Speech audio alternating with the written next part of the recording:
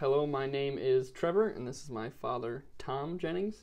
You are listening to or watching Heavy Rotations. This is a show where we swap vinyl from our collection, kind of talk about it a little bit, in hopes of kind of sparking that joy where, your friend comes and introduces you the next great thing that he's got to show you, and you end up kind of discovering a new artist. So we kind of create a show off of that idea. And since Trevor completely forgot to say it, don't forget to like and share. We do appreciate all the feedback so far, but the only way we can grow the show is with subscribers. We're not asking you for money, but if you want to give us money, we'll figure out a way you can get it to us. We'll take it. Yeah, we will take it. But yeah, please give us some feedback. We're willing to accept records for review, any of that kind of good stuff. But again, just hopefully something fun from, like we said, kind of back in my youth, we used to share albums and people go, man, this is really cool. And either, if it was a girlfriend, a lot of times if you broke up with them, they just never gave it back. So maybe that's one of the questions we should ask. Like, if you were my girlfriend, would you give this album back to me when we broke up? That's a measure. Yeah, that could be a good one. That could be a good one. All right. Well, with that being said, I'll turn it back over to my son, Trevor. Trevor? Right. So this first week you gave me, or not first week, so this fourth week you gave me Duke Jupiter, The Line of Your Fire. Okay. This is an album, I believe, from your youth, a band out of Rochester, New York. But so why don't you tell us a little bit about the album? Maybe when did you pick up this album, and why did you pick up this album? Well, Duke Jupiter is, like you said, a band from my youth. I mean, if you grew up in Rochester, New York, you knew who Duke Jupiter was. To me, one of the greatest live bands I've ever seen. And kind of their thing as they had good national distribution. The label they were on is called Morocco, which was the parent label was Motown. And of course, Motown was known more for African-American artists and things like that. So they were one of the few artists that were on the sub-labels of Motown. I believe they actually recorded for Motown as well for one of their earlier albums. So they had good distribution. They used to get a lot of opening gigs for major acts. I saw them open up for REO Speedwagon, for example. And I think, nobody really could understand why this band never became much bigger than they did. Now, the sad part about this particular album, The Line of Your Fire, is that it turned out to be their last album. They had a pretty decent run, but I said they were never able to kind of get over that last hurdle in becoming a major national act.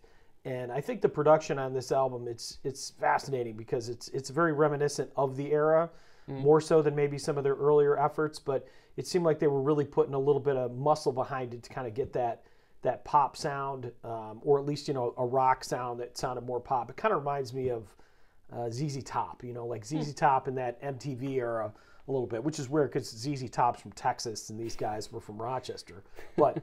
One of the guys, Marshall Styler, actually lives in Texas now, so it's a fascinating fact. But yeah, so Duke Jupiter, man, I don't know, I just love these guys. I just really do. This is not my favorite album by theirs. I'm not sure why I picked this one out in particular. It just happened to be one I've been listening to frequently. And then the final thing, not to take up too much time, which I already have, but these are albums that are very difficult to find in any other format. So I don't believe this is available digitally. I think there's a couple of Duke Jupiter recordings that are available on CD, and then there may be one or two that are available as a digital download. But if you're a Duke Jupiter fan, I mean, you're listening to it on vinyl, which is pretty cool. I did peruse Spotify just because I was curious to see what other stuff they had, and I couldn't find anything. So this is only on vinyl, which is cool.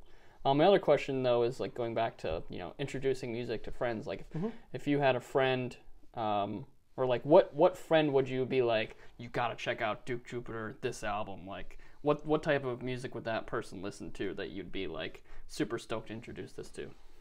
That's a great question. I mean, it's funny because I do a vinyl night at a place in near where we live, and we live in the Buffalo, Rochester, New York area. But you're closer to Buffalo, New York, and that's part of the reason you wouldn't necessarily have the exposure to Duke Jupiter that I did because I grew up in Rochester.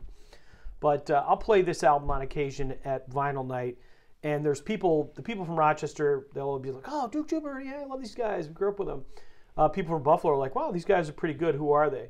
But to that end, I think people, like I mentioned before, I don't know why I come back to ZZ Top, but ZZ Top in their early career was more of like a blues boogie band, and then right around the 80s when they started to become more commercial and went on MTV, that's the sound I kind of think of when I listen to this album in particular.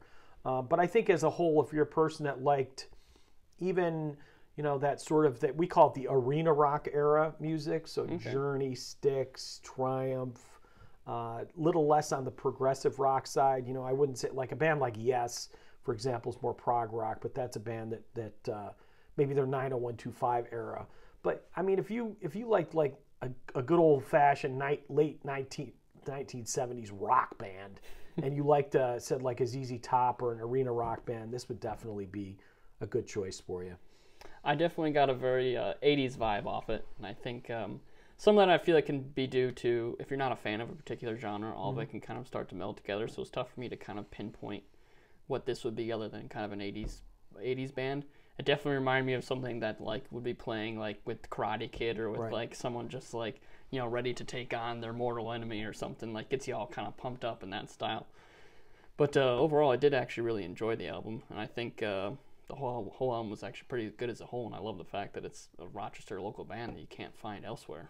Yeah, and it's it's weird. Like this album in particular, kind of going back to the era when we're talking about music, is this is around the time all these late 70s bands discovered synthesizers. I mean, this is a really synth heavy album. Oh yes. And like it's just weird. It's interesting how everybody kind of moved to that, especially during MTV. MTV kind of pushed that with a new wave sound and stuff like that. But at its core, I mean, I think the songs are pretty strong. I mean, if there was like a mild criticism I give of this particular album, I think it's a tad overproduced. I mean, I think they could have kind of dialed it back a little bit. I think their earlier albums represent their live song a little bit better, or live sound a little bit better. Now, I have a definite favorite on this album, song-wise, and I'm just curious if we have the same one. My favorite was just the opener. What is it called? Dancing on the Ice. Dancing on the Ice. Yeah. Okay. Well, my favorite's I want to Love You. And of course, there goes. We're so organized. We had our notes today, and I just knocked them on the ground. But let me pick them up real quick to make sure that we get all of our questions in. Well, my last question for you was, going back to what you were just saying about them being a live band, would you consider them better live or in studio? Or is there a stark difference between the two? That's a great question too. It's a different experience. I think some bands like the Grateful Dead, for example, whose studio recordings are so different from their live sound that like there's a fine line between the two. Like I prefer live Grateful Dead to most of their studio recordings. I think in the case of Duke Jupiter, they're pretty close. I really think that most of their studio recordings were of incredible quality and just enhanced the live. Now I saw them live before I ever owned any of their studio recordings. And I don't know if you've had that experience as well, but I think in some ways when you see the artist live first, you listen to the studio recordings and it kind of propels you back to the live experience. Right. Because there's certain songs when I hear by Duke Jupiter, I picture myself sitting and seeing them like, oh man, I remember when they played this live, however many times or whatever. So that kind of muddies my thought process on whether they're better. But I mean, their studio recordings, I've never understood. I still to this day have no clue why they weren't like much more popular outside of the Rochester area. And then what year was this? This was 82, and this was their very last album, so they have nothing else after this? I think it was 82. Nothing. And I think it's got to be, I think it's probably closer to the mid-'80s, isn't it? But, yeah, they split up after this. And 85. Then they would do some reunion shows every now and then. And, the great thing about those reunion shows is that since they hadn't played together for a while, they were just great. On fire. But three of the guys... Marshall Styler moved out of the area. I believe he's still in Texas because he's a Facebook friend, so hopefully he'll get a chance to see this. He's the one who sings lead vocals on all these songs, and the other guys that sang on some of the other ones. But so Ricky Ellis, the bass player, Greg Walker, the guitarist, and Dave Corcoran, who passed away a couple years ago, they were in a band called Network, and it was like 3/4 to Duke Jupiter, and they'd play Duke Jupiter songs at a bar I worked at in Rochester called Red Creek. So I got to know three of them, casually or whatever. I still actually run into Ricky Ellis, the bass player, every now and then in Batavia and whatnot. But not only great musicians, but just kind of chill dudes, like just not an ounce of ego. And I don't know, you know, I mean, you've met musicians, some of them, they're just very full of themselves. But these guys, for the amount of talent they had and the great material that they put out, I mean, just totally down to earth. And again, I think that kind of is another reason that they're sort of like my sentimental favorites, you know? Well, when you meet somebody and they're very humble and, you know, just have good character, I feel like it makes you fall in love with them and deserving of your support. You know, there's a lot of artists where I've met them and I've been like, wow, I want to support them every way I can just because of how, like, genuine of a human being they are, versus sometimes I'm like, man, like, that guy was kind of a jerk. Like, I'll see them live again, but, like, you know, I'm not as attached anymore because they were kind of, you know, this way or whatever. Yeah, like, I mean, when you were younger, you used to really be into Ted Nugent, you know, so we've never, I mean, we've never met Ted Nugent. I mean, but you can kind of tell that personality-wise, he's a little bit over the top. I mean, he's not I think the one show we tried to meet him, we hung out backstage, remember, and he just never came out or said anything. For the most part, he was not about hanging out with the fans. But these were the kind of guys that, you know, it's funny, I remember, like, when they opened up for REO Speedwagon, Marshall came out and was just hanging out in the venue watching the show, and one of my buddies, you know, was like, oh my God, there's a guy from Duke Jupiter. Went up, and Marshall was just totally cool, and they were just always good to their fans. So, yeah, and I still, as I said, I listen to this stuff, man. It just brings me back to my youth, and it just makes me happy. And, you know, knowing that you can't get it in any other format kind of forces me to collect the vinyl, which you can find, you know, places. I said, I think you and I were talking not too long ago about the fact I found a copy of a Duke Jupiter album when I was in Atlanta, Georgia, and I was like, oh, wow, this is so cool. Yeah, so at least they did get some national distribution. Yeah.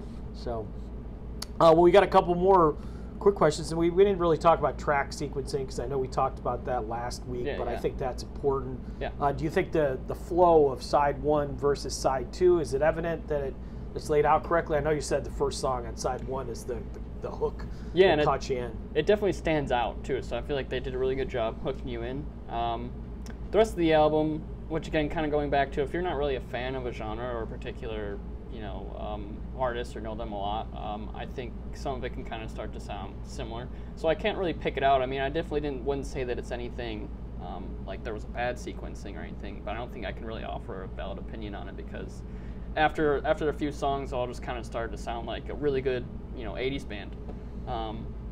And, you know, both sides sounded pretty similar. Then definitely that hook, Line of Your Fire Star in the beginning, definitely really stood out. And I was like, okay, I know why they started with this. And then everything else just kind of took off after that. All right, it's 2 questions. One that actually just popped into my head. One we're going to ask every week, and then maybe the other one we'll ask every week as well. So, first one, is this an album that you could see, like, if you're going through a used record store and whatnot? I mean, is it something you'd pick up? Because you're not keeping this one.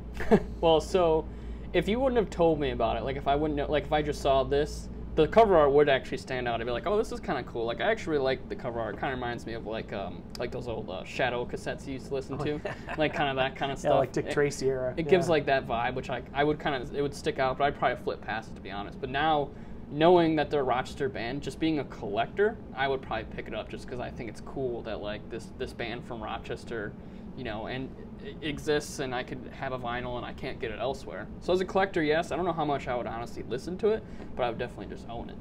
And is this a band that you would, like, if you found maybe another one of their albums, or did it pique your interest enough to go, hey man, I'd like to hear some more Duke Jupiter? Yeah, especially with you telling me that this is their newer album, more produced, I would definitely check out some of their older stuff for sure.